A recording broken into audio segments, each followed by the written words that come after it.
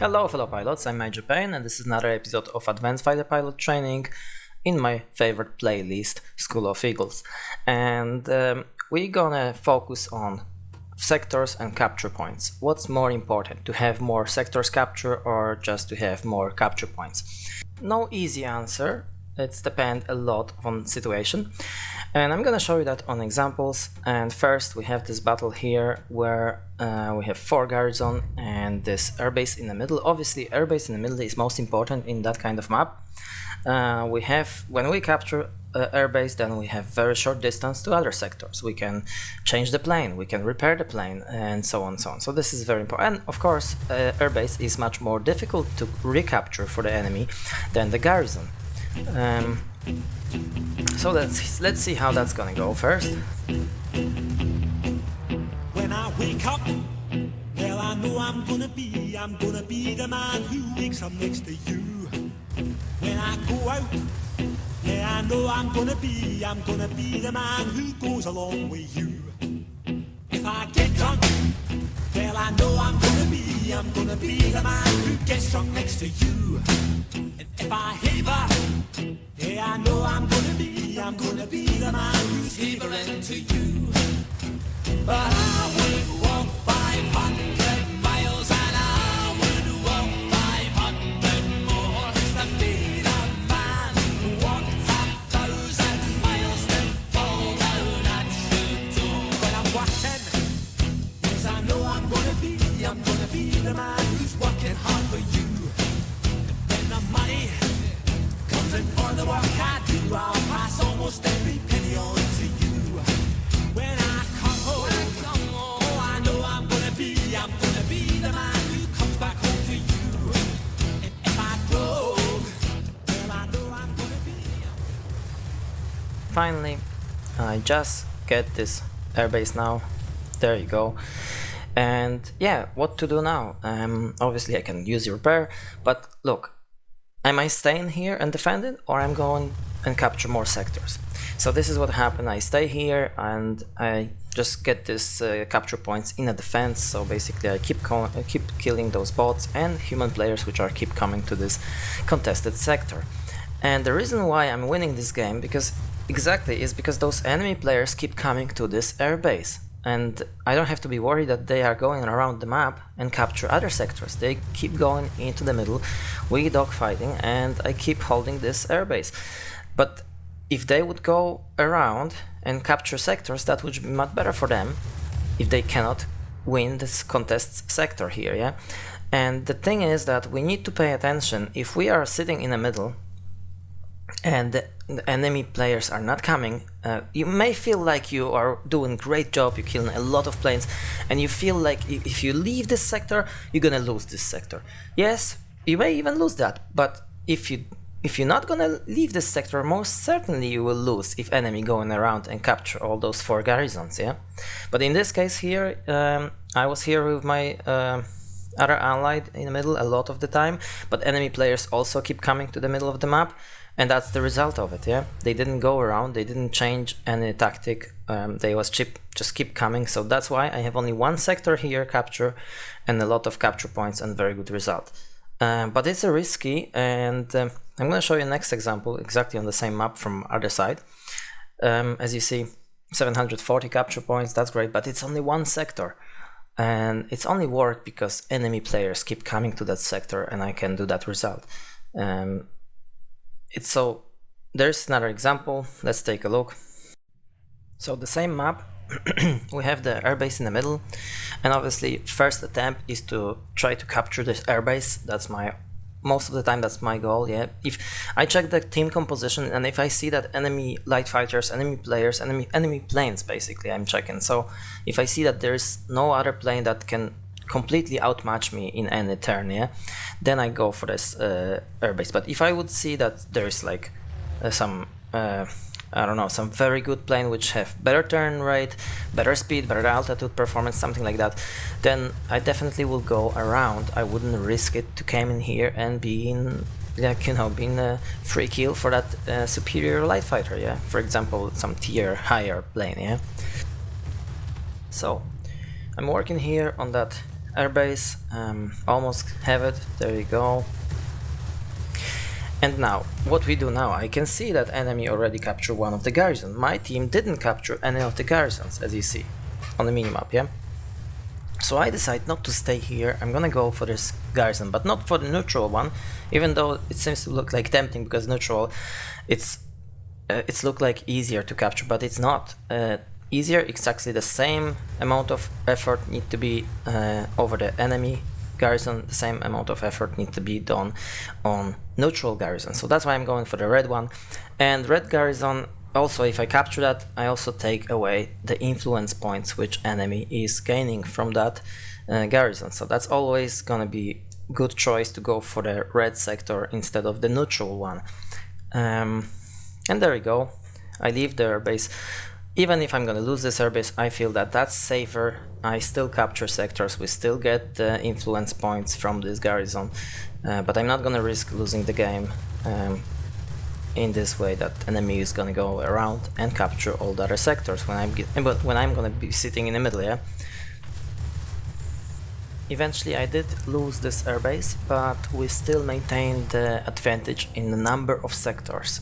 So the lesson here is that it's better, if you don't know what to do, it's better to go and capture sectors. If you have any doubts, it's always less risk if you go and capture than stay on one sector and defend, because you may wake up in a situation where you're just defending the last sector, and that's not good, absolutely not good. And unless, of course, there are some certain planes which are not good at capturing sectors, they are better in defending or headhunting some good players, stuff like this. There are some exceptions that planes, some planes are just not adequate to capture sectors quickly, like basically any plane with very little firepower is gonna struggle, because in order to take out those air defense aircraft, you need firepower. If you don't have the firepower and you have to spend a lot of time, maybe sometimes it's better to hunt down some heavy fighter, enemy heavy fighter, which is doing most of the work. But back into the topic, like I have 3 sectors here, a lot of capture points again, and very good results. So you see, I don't have to stay on one sector to make this good result. I can go around, capture other sectors, and still have very good results. And I have less risk. Maybe I would win this game anyway if I would stay in the middle, who knows. But I don't want to take that risk. When I see that enemy is capturing sectors around, then I don't want to stay in this airbase. Even though it's really feel that sometimes you're doing a great job on that airbase and you think, okay, I have to win because I'm doing such a great job. But you have to pay attention to one thing, that human players, it's completely different than bots, yeah? Human players may capture sectors much faster than bots. So when you kill bots, that's not the same thing, and you allow the human player to do their job around. So that's the lesson from it. It's better to have sectors and capture points done in attacking sectors than in a defense. It's always safer. Now, heavy fighters may often have a chance to defend more, like specifically mining plant, defend against bombers or some rocket base, some important sectors. Heavy fighter can defend, and this is very valuable, and you can win the game just thanks to this.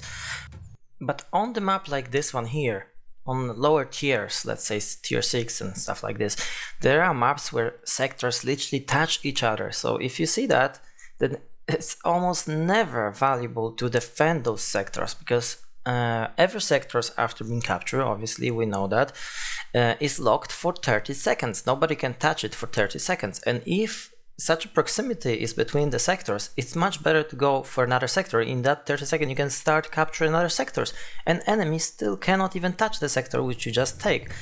And I'm gonna show you this good example here. I'm just going to take this garrison in the middle, yeah? And when it's done, when I have it, I go for the airbase. And eventually I'm gonna start capturing the airbase, and the sector in the middle is still locked. Just take a look. Nobody can do anything, so I could stay in the middle and try to defend it or kill some bots in there, but it's a waste of time. It's a waste of time, specifically in a battle like this, where I'm actually losing, because I'm trying to capture as much as possible, but my team doesn't capture the same amount of capture points, whatever the reason is.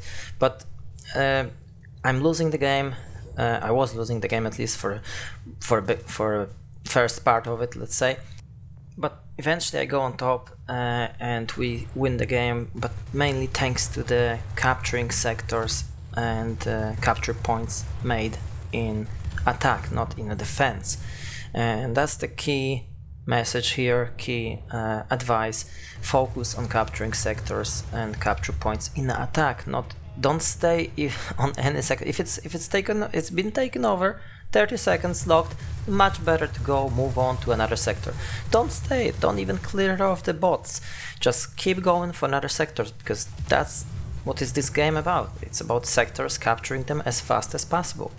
You can't stay and defend, even if you feel, okay, I should kill this guy or this bot because it's already here. No, leave it. Just don't be tempted, leave it and keep going. And I'm guarantee you're gonna have more wins, more good games than just staying and defending pointlessly sectors. I'm winning here thanks to the capturing sectors, okay, but also in the end of this game, in a squall, I'm switching the plane for something much better to survive, because this is not win game, as you can see. Enemy keep capturing sectors, so I changed my plane from Mosquito to Key 102, which is much better in a dogfighting, so I can take out all those light fighters which capturing sectors, because Mosquito is very good at capturing sectors, but not so good as a dogfighter, or to eliminate highly maneuverable fast light fighters. I mean, Mosquito is great, have bombs and rockets, can take out the important sector like mining plant or rocket base, but they not here. Those sectors not existing here, so I prefer to change the plane, and that will secure this win, yeah, because it's narrow. It's not so easy, as you see. For example, now enemies still have more sectors and trying to catch up with me and my team, and yeah, now is the time to eliminate the best players. And by best players I mean the guys which are doing most of the chevrons. Personal score is also important, but it's not such a good indication as chevrons. If someone have a lot of chevrons, that means basically that he captures sectors, do the capture points and so on. He's doing his job and he contribute heavily to winning. So it's also always worth to keep an eye on those guys and take them out when it's possible in a squall. Speaking of taking out enemy players, which is essentially a dogfighting, a lot of players asking question how important is dogfights in this game, and I'm gonna try to answer this very question in a moment, but first let's sum up this so far. So almost always capturing new sectors is a better choice, except heavy fighter defending strategic sectors, but capturing new sectors, it's a safer choice. So if you have any doubts should you defend or not, then keep going and keep capturing another sectors. It's always gonna be less of the risk of losing the game, and that's the lesson here. As you see here, or on this modification which I'm using, it's an in-game statistic. Like you can see how many capture points you have, how many sectors you capture, and how many capture points in attack, how many capture points in a defense. And actually, speaking of this modification, my friend in NA server, Blab, he suggests to me that would be a good video to explain this modification, how this works. And thanks to him, I'm just gonna place in a moment the screenshot which explain all these numbers here, because for me some of this stuff are obvious, and sometimes I don't realize that could be a good training video for new players, for example. So thanks Blab for pointing this out. This is a good idea. I'm just gonna use your painting here, so thanks for that. Let's start in the middle, and we start from the left. So you see this 22 number, that's mean how many aerial targets we destroy altogether. Next number is how many times we get killed, and then another number is how many sectors we capture, and another number we have how many ground kills we have. In this case it shows 2. Then total capture points we have, and total personal points we have until, of course, this moment. Yeah. Now let's move to the right top corner, and we have attack and defense. This is basically what this video is about. So we have information how many planes in an attack we destroy, how many capture points in an attack, and how many assist of aerial targets. And on the right we have how many kills in the when defending sectors, how many capture points when defending sectors, and ground target assists. And left top corner, it's more specifically like what kind of targets we destroy. Yeah, you can see enemy planes, 15, 3 light fighters, 7 multi-roles, 3 heavy fighters, 1 ground attack, 1 bomber, and aerial capture points. Yeah, then the same for air defense aircraft and bomber flight formation, that's also white. So that kind of information, how many ground targets, what kind of ground targets, rocket kill, bomb kill, tail gunner kill, and ram. Also total damage of ground target and aerial target you can see. So it could be very useful if you're dealing with some specific missions or you are looking for some specific achievements and you want to control, like for example Gabreski medal. If you want Gabreski medal, that can help you. You can see how many ground targets you have already, how many aerial targets, and how many more you need to do before you can get a new plane be respawn, and stuff like this. So that's very useful. And if you want this modification, all you need to do is just type it in Google, World of Warplanes ASLine modpack, and you're definitely gonna find it easy to download and install into your folder, World of Warplanes folder. Okay, I hope I explained that very well. Anyway, now let's go to another topic, and it's dogfight, and how important dogfight is for the outcome of the game, how big impact is making. And the simple answer is that it depends on how many players are in a match. Like in this case here, I have 2 players against 2 players, and it's crucial, it's very important. A dogfight here, winning the dogfight in this environment when it's only 2 players against 2 players, this is huge advantage.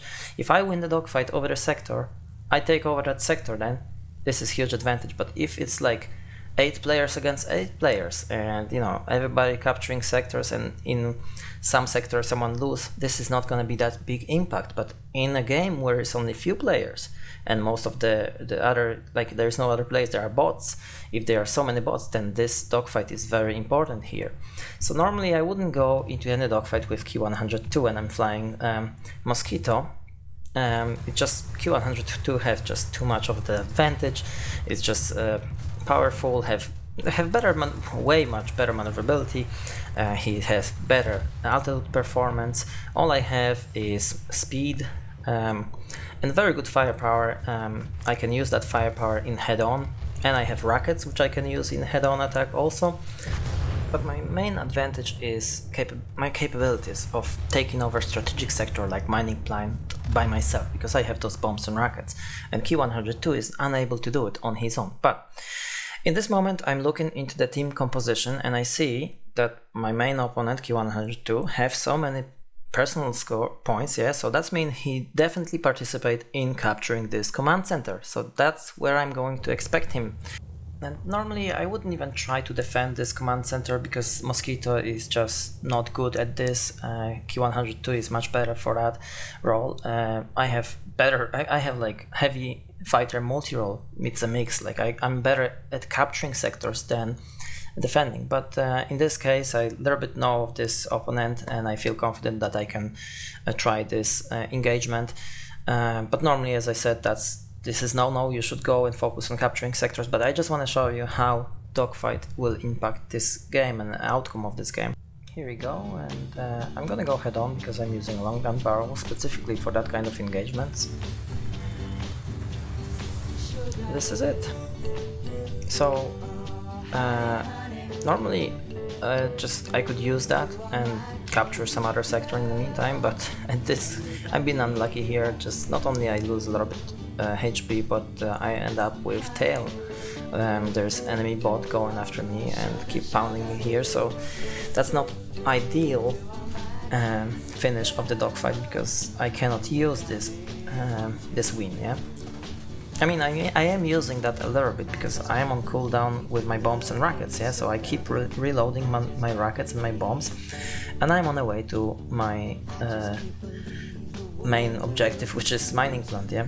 And I'm also thinking where the enemy plane will show up next, yeah? So, or he gonna go for the airstrip in the middle, or he gonna go for the same mining plant where I'm going.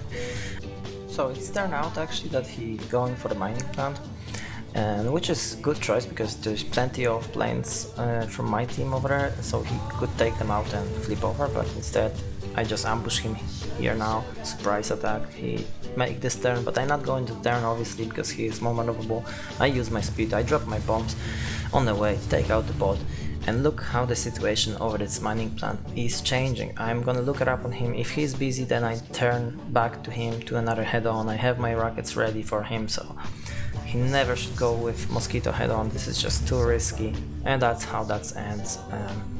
Nice rocket kill, and this is catastrophe for the enemy team. Look, just look what's going on. I'm gonna take over this mining plant, and in the end I have like command center, my team take over the airstrip, and I just take over the mining plant and I reset my plane, I take new plane. So that's what the dogfight mean. If I win the dogfight, that's what kind of advantage we gaining. Now to the rest of this battle, I'm not gonna meet Q102 in another dogfight to the end of this battle. I just focus on capturing sectors. He's probably focused on capturing sectors as well, but initial advantage is just too big. Just he stayed way too behind, like you see.